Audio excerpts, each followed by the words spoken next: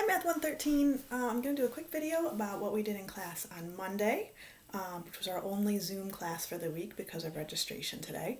So I'm going to put that up there so you can see we were talking about a couple of things. We're talking about multiplying using the distributive property to do mental math and also multiplying by powers of 10. Okay, so just to kind of refresh your memory, we talked last week about multiplication being, A times B. We have A number of groups and B is the number of items in each group. Right, we said really you could go either way with that, but that's kind of our convention we're using. So let's say I have 3 times 5. Okay, so I'm thinking of this as 3 groups with 5 items in each group. So I make this, remember this is called an array. It's one way to show our amounts here. So if I'm thinking of this as 3 groups times 5 items in each group, I can think of it like this. Right? Each of these is a group. So here's 1 group of 5, 2 groups of 5, 3 groups of 5. Obviously there are 15 items here. Well, we can see physically from this that we could also think of this as 5 groups with each group having 3 items in it. So if I'm kind of using this template, that means that this is also 5 times 3, right? 5 groups with 3 items in each group. So it kind of shows us visually that commutative property, right? That 3 times 5 is the same as 5 times 3. Okay, so then we talked about how we can have an array like that. So let's have this again. Let's have our 3 times 5. I'll just write it without the other lines in there.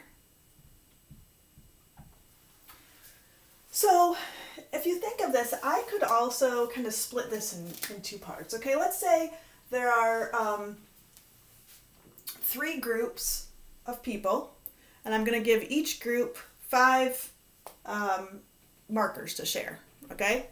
So here are my 3 groups, they each get 5 markers. Well, now let's say instead of that, let's say I give each group 3 markers first.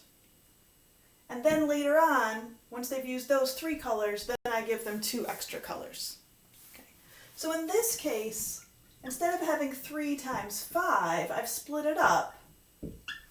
So it's 3 times 3 plus 3 times 2. Okay, did I take away any of those dots, any of those markers? No, I didn't take away anything, I didn't add anything, I just split it up. If you think about number-wise, 9 plus 6 is going to give us the 15 that 3 times 5 had. And it doesn't have to be split just that way, I can do it anyway. Maybe I give each group 1 marker. And once they've used their 1 marker, then I give them 4 more. Well, 3 times 1 plus 3 times 4 still gives me 15. Okay, and you can see we could do it at any point there. So what's really happening here? Well, if you think about this from a little bit farther ahead in math point of view, or a little more sophisticated that you're used to, this is like saying 3 times 3 plus 2, or 3 times 1 plus 4, right? 3 times 3 plus 3 times 2. 3 times 1 plus 3 times 4. That's what we call the distributive property.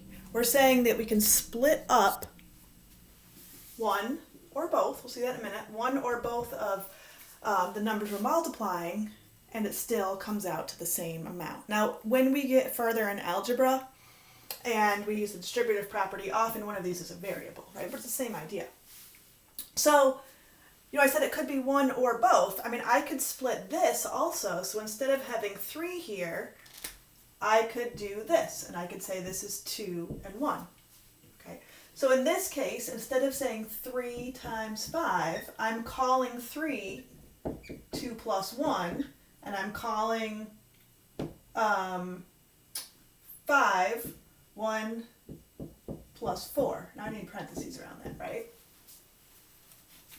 But I haven't changed anything here. 3 is 2 plus 1, and 5 is 1 plus 4. And again, I can see that I haven't taken away or added any of those. So think about what this reminds you of. It might be a little more familiar to think of it as something like this. Okay, it's FOIL, right? We think of FOIL, or taking everything in the first parentheses and multiplying it by everything in the second parentheses. So if I think about that, 2 times 1 plus 2 times 4 plus 1 times 1 plus 1 times 4, right? Each of these is one of my products. I don't need the parentheses here. I'm just doing it to kind of set them apart. But where are these? Look, 2 times 1 is right here. 2 times 4 is right here. 1 times 1 is right here. 1 times 4 is right here. Okay. Now, when we get into larger numbers, or as we get moving, we don't always write out all of the dots for our array. So let's say I have something like 26 times 3. Okay, I don't want to write out all those little items. So as we did last time, we start kind of using just a rectangle. So I could say, okay, well, this represents 26, right? So it's as if I had 26 groups of 3, but I'm not going to write out all of 26. So this height here represents 26, and then the width represents 3. So again, I can split it up, and instead of having 26, I could have 20 here and 6 here. Just kind of split it, roughly to scale where it would be. And then I can think about, okay, 20 times 3 is 60, and 6 times 3 is 18. Now, why do we want to do this? Well, one thing is that I would bet that you guys do this all the time in your head without thinking about it, okay? If I ask you to multiply 34 times 3, often a lot of people will think, okay, well, I'm going to multiply the 30 times 3, and then I'm going to multiply 4 times 3, and then I'm going to add them up, which is exactly distributive property. We're saying 34 is 30 plus 4, and each one of those gets multiplied by that 3. Okay? So it allows us to do mental math a little bit more easily. So let's kind of take a look at how we can use that, okay? So if I have this 26 times 3 as my example again here. So I'm just going to rewrite it.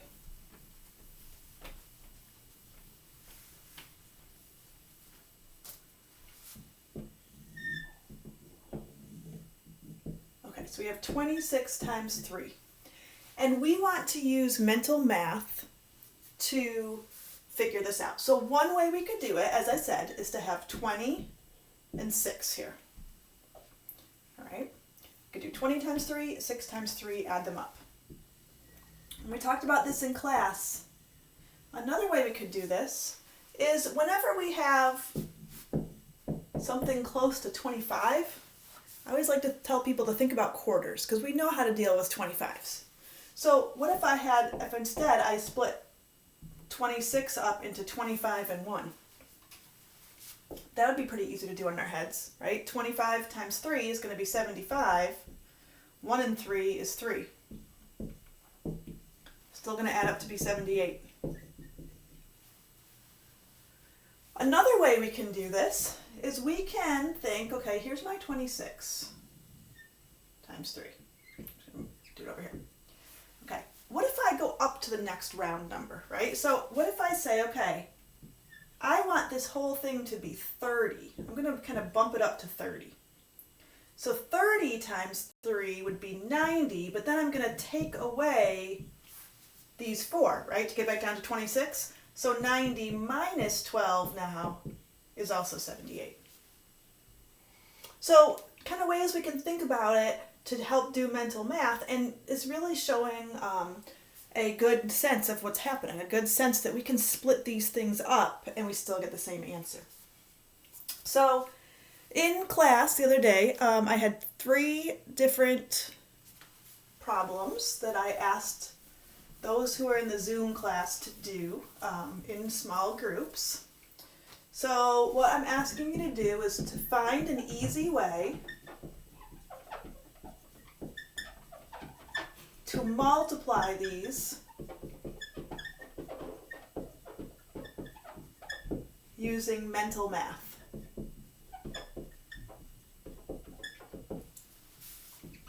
Okay, so the first one is 4 times 99. The second one is 37 times 6. And the third one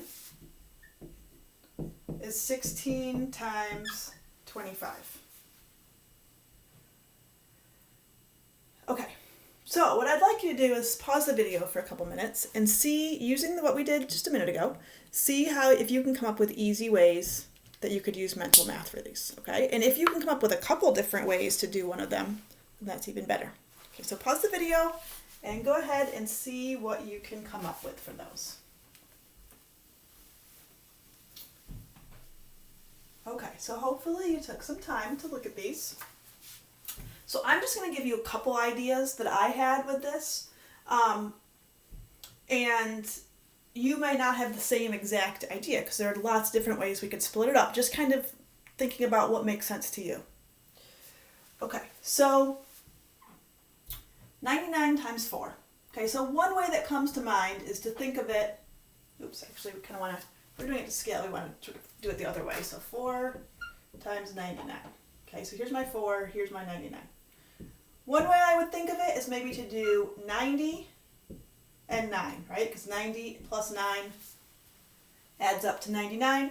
4 times 90 is easy, it's 360. 4 times 9 is 36. If I add those together, I would get 396. Okay. Another way to do this is very close to 100. So I might think, okay, in my head, basically like what's 4 times 100 and then take a little bit away. So if I'm thinking of how that would look, if this is 4 times 100, so that's going to be 400 altogether, but then I'm going to take away this one row, so it's going to be 400 minus 4, which again gives me 396. 37 times 6, so think about 37 times 6.